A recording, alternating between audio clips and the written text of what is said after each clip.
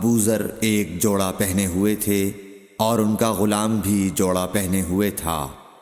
سبب دریافت کیا گیا تو کہنے لگے کہ میں نے ایک شخص یعنی غلام کو برا بھلا کہا تھا اور اس کی ماں کی غیرت دلائی یعنی گالی دی، تو رسول اللہ صلی اللہ علیہ وسلم نے یہ معلوم کر کے مجھ سے فرمایا، اے ابو ذر، تو نے اسے ماں کے نام سے غیرت دلائی ہے،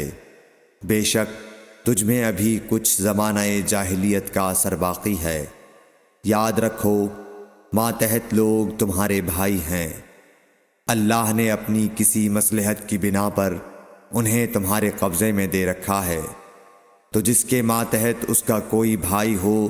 تو اس کو بھی وہی کھلائے جو آپ کھاتا ہے، اور وہ کپڑا اسے پہنائے جو آپ پہنتا ہے، اور ان کو اتنے کام کی تکلیف نہ دو